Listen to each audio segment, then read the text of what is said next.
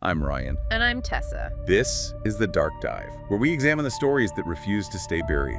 Every episode, we follow the evidence, confront the unknown, and bring clarity to the shadows. No speculation, no sensationalism, just the truth wherever it leads. You're listening to The Dark Dive. This content contains sensitive subject matter. Discretion is advised.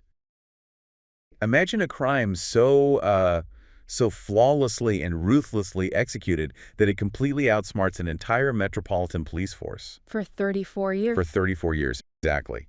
I mean, you have a perpetrator who uses extreme violence and then fire to just erase his presence. Yeah, he vanishes into the cold winter night. Right, and then he watches from a distance as the justice system consumes 4 entirely innocent teenagers in his place. It's devastating. The innocent lose decades of their lives. While the true killer escapes accountability entirely. And the only thing that finally breaks the silence, decades later, is a microscopic piece of skin. Trapped beneath a 13-year-old victim's fingernail. Yeah. So, we need you to place yourself in the city of Austin, Texas. The date is Friday, December 6th, 1991. Right, and you have to understand this exact historical moment because the environment is so critical to understanding how this tragedy unfolded. It really is. It's a winter evening in a city that, at the time, it still felt like a relatively close-knit, safe community. Yeah, Austin in 1991 was definitely not the sprawling tech metropolis it is today. No, not at all. It had a much different, quieter rhythm. Exactly, Ryan. And we are focusing on a very specific business located at 2947 West Anderson Lane. The yogurt shop. Right. I can't believe it's yogurt shop. It sits right in a strip mall, nestled within this busy, familiar neighborhood. And if you were to walk past its wide glass windows on that specific Friday night, you would see nothing more than just profound, comforting normality. Just a typical end-of-shift routine. Yeah. You would see teenagers wiping down counters, securing the cash register, preparing to lock the glass doors. Getting ready to head home for the weekend. The atmosphere is just completely ordinary. It's the kind of mundane, everyday scene that happens in thousands of towns across the country every single night. But within hours, Ryan, that ordinary, well-lit space is going to be fractured by an unthinkable, horrific event. An event that will not only extinguish 4 young lives, but will completely paralyze the city of Austin with this generational fear. Right. And it dismantles the integrity of multiple major police investigations. Yeah, and consumes 34 years of desperate, agonizing searching for the truth. So to really understand the sheer magnitude of the loss that occurred that night, Ryan, we have to look very closely at the 4 individuals inside that shop. We do. These were not just names on a police file. Or, statistics in some cold case database. Right. They were young women with deeply rooted connections to their families, to the schools, and obviously to each other. First, we have Eliza Thomas. Eliza was 17 years old. She was an employee at the yogurt shop. Right, a senior in high school. And she was remembered by everyone who knew her as responsible, hardworking, and just deeply well-liked. She was taking her responsibilities seriously, working a Friday night closing shift. Exactly. And working alongside Eliza was Jennifer Harbison, who was also 17 years old. Jennifer was known for her leadership qualities, right? Yes, her bright personality, her active involvement in school life. And she was the older sister to our third victim, Sarah Harbison. Sarah was just 15 years old. Yeah, and she did not work at the yogurt shop. She was simply there visiting her older sister. Which is so common. Sarah was a sophomore, bright, deeply social, heavily engaged in her high school community. She was simply spending a Friday night hanging out where her sister worked. Yeah, a completely normal thing for teenagers to do. And finally, there was Amy Ayers. Amy was the youngest of the 4. She was only 13 years old. Right. She was a very close friend of the Harbison sisters. And like Sarah, Amy was not an employee of the shop either. She had just stopped by that Friday night to spend time with her friends. And importantly, she was there to get a ride home with Jennifer when the shop closed its doors at 11 p.m. Their evening plans were entirely mundane. They were typical adolescents, doing typical adolescent things. Talking, cleaning up, looking forward to the weekend. Yeah. They were entirely unaware of the organized, systematic violence that was about to enter their environment. Which means we have to move forward to shortly before midnight? Right. The normality of that Friday night was violently shattered. A patrolman from the Austin Police Department was making his routine rounds in the area when he noticed something highly alarming. Flames. Flames were actively burning inside the interior of the yogurt shop. He immediately contacted his dispatcher over the radio to report a commercial structure fire. And firefighters responded to the scene rapidly, arriving around 12:30 a.m. And fighting a commercial structure fire is a chaotic, disorienting process, Ryan. Oh, absolutely. I mean, firefighters had to breach the doors, dragging heavy hoses into an environment filled with thick, toxic black smoke. An intense, blinding heat. Yeah. They are pumping hundreds of gallons of water into a confined space, just trying to suppress the flames before the roof collapses. They engaged the fire, fighting through that extreme environment, and eventually managed to extinguish the blaze. But Tessa, what those firefighters discovered inside, hidden beneath the thick, acrid smoke and the pooling water from their own hoses. It was something that no first responder, no matter how seasoned, is ever truly prepared to witness. Detective John Jones, who was one of the original investigators assigned to the case, would later describe the scene they found using two very specific words. Wholesale carnage. The reality of what occurred inside that shop is horrific, Tessa. It is, and we must examine it objectively, based strictly on the verified facts from the source material. Because the physical details of the crime scene tell us exactly what kind of offender the police were dealing with. Right. This was not a robbery gone wrong. No, this was a brutal, systematic execution. Firefighters discovered the completely nude bodies of the four girls. And the method of the killings demonstrated a terrifying level of physical control and cold, calculated organization. Each of the four young women had been gagged and bound. The perpetrator utilized their own underwear to restrict their hands and silence them. They were then positioned and shot in the head, execution style. Yeah. The forensic analysis confirmed that the perpetrator utilized at least two different firearms to commit these murders. They identified a .22 caliber weapon, which fired lead bullets, and a .380 caliber pistol. And the presence of two weapons suggested to some early investigators the possibility of two killers. Right, but it also perfectly aligns with a single, highly prepared offender carrying a primary and a backup weapon. Furthermore, the medical examiner determined that at least three of the girls had been subjected to sexual assault before they were murdered. And then, in a calculated, deliberate effort to erase the physical evidence of his crimes, the perpetrator used an accelerant to intentionally set the building on fire. This crime was a profound violation of public safety on every level. Absolutely. It occurred in a commercial space, nestled in a busy neighborhood with traffic passing by. Yet the perpetrator managed to isolate four individuals, commit a quadruple homicide, execute multiple sexual assaults, set a sophisticated fire to cover his tracks, and vanish. Into the night, without a trace. He left behind a mystery that would remain unsolved for over 3 decades. And Tessa, as we will discuss, this case would go on to destroy multiple other lives. It really did. It generated a pathway of false accusations, coercive interrogations, and a devastating tunnel vision that completely infected the Austin judicial system. It would take 34 years for forensic science to finally outpace the destruction of that fire and uncover the absolute truth. Which leads us directly to the central question we are examining today, Ryan. Right. How does a crime so brutal, so meticulously executed in a public space happen without immediate detection? And how does the person responsible manage to evade justice for 34 years while the system turns its weight against innocent teenagers? To answer that, Tessa, we have to meticulously break down the timeline of the evening and the immense complexities of the immediate investigation. Let's return to the hours leading up to the fire. The yogurt shop officially closed its doors to the public at 11 p.m. During the subsequent investigation, police canvassed the area and interviewed anyone who had been near the strip mall.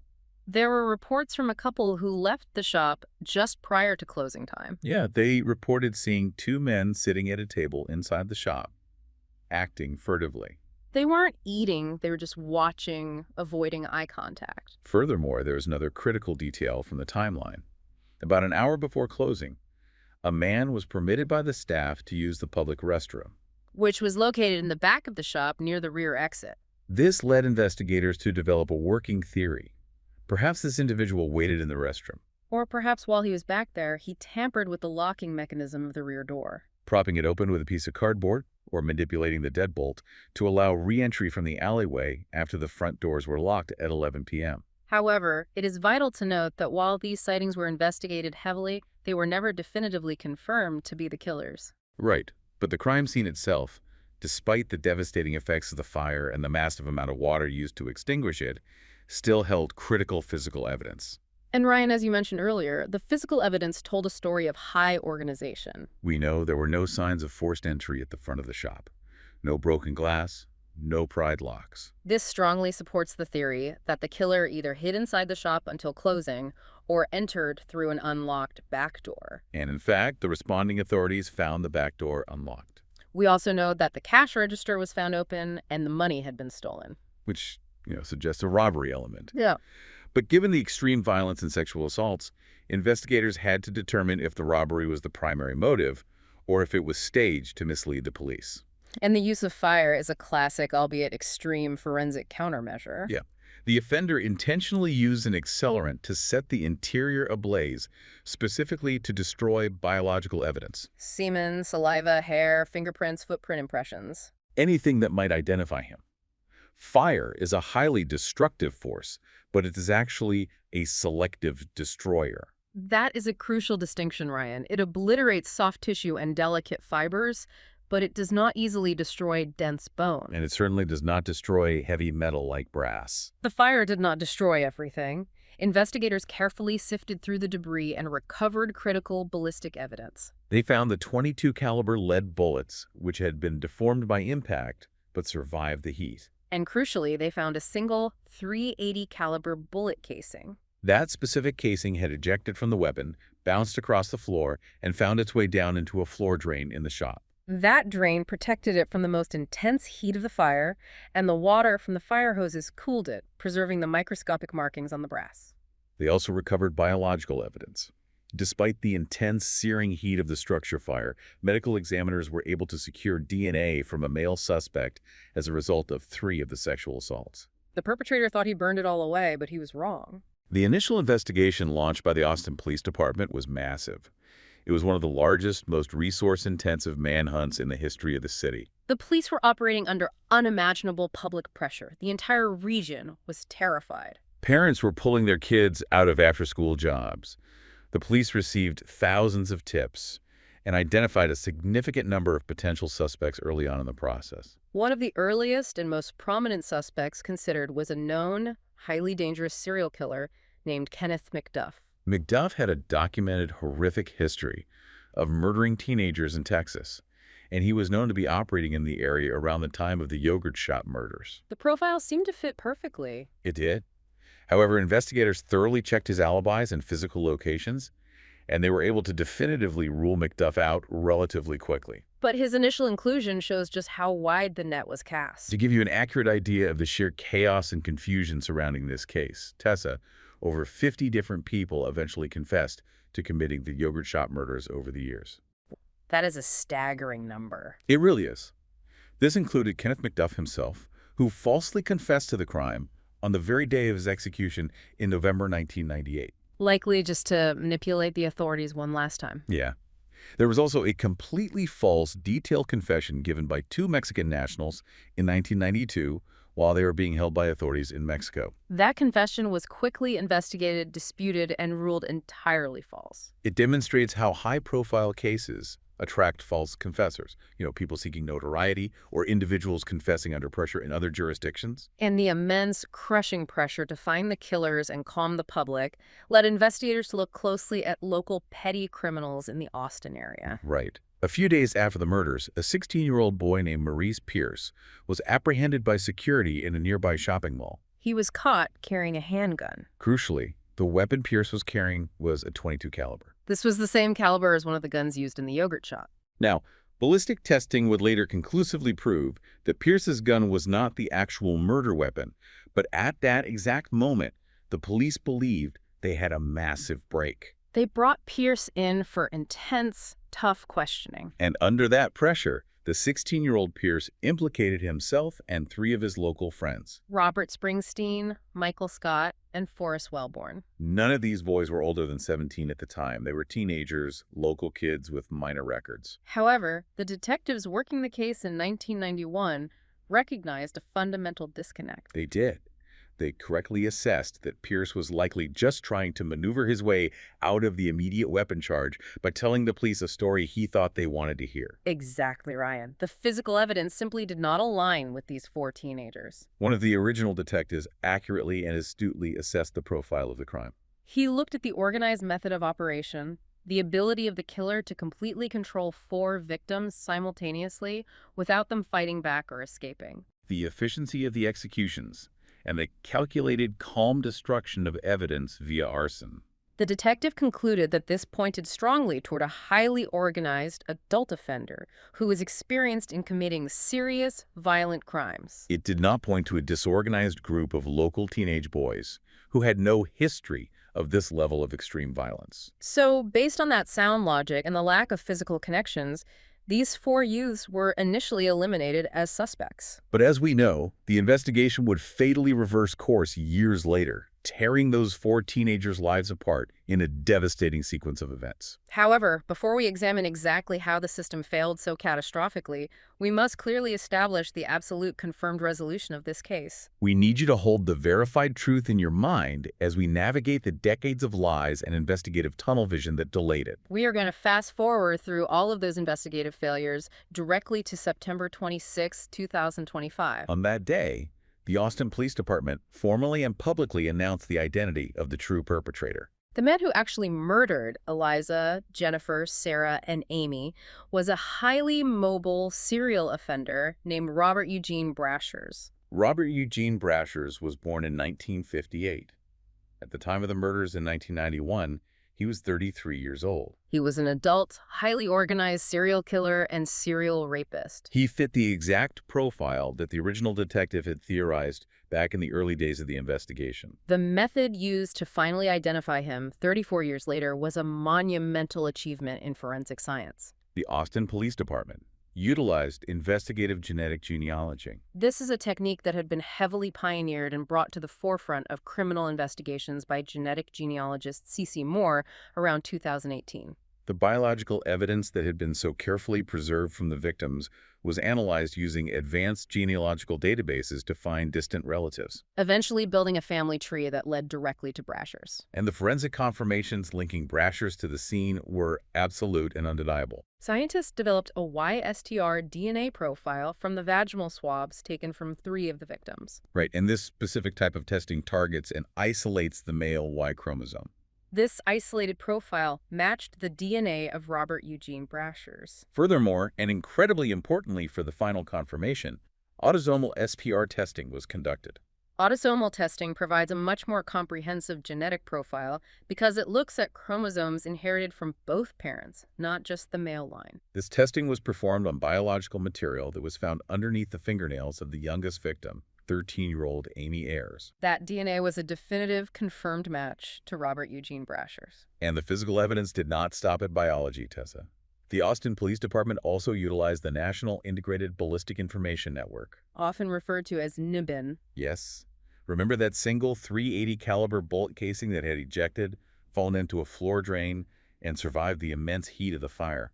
Forensic scientists analyzed the unique microscopic striations and firing pin impressions on that specific casing. Those microscopic patterns are like a fingerprint for a gun. And those patterns matched the exact patterns produced by a specific AMT backup handgun. And that exact handgun was the weapon Robert Eugene Brashers used to take his own life. Which brings us to the tragic, frustrating conclusion of the killer's timeline. Robert Eugene Brashers completely evaded justice during his lifetime. He was a transient offender, highly mobile, constantly moving across state lines. He has been linked to at least 8 killings across several states, including South Carolina, Texas, and Tennessee, operating mostly between 1990 and 1998. He was never apprehended, never questioned, and never faced a jury for the atrocity he committed in Austin. Instead, his life ended entirely on his own terms. In 1999, Brashers was pulled over by local police in Missouri. He was driving a stolen vehicle. Rather than surrender and be taken into custody, he engaged in an armed standoff with law enforcement. When it became clear he could not escape, he ultimately died by suicide, using that exact same .380 caliber AMT backup pistol he had used in the yogurt shop 8 years earlier.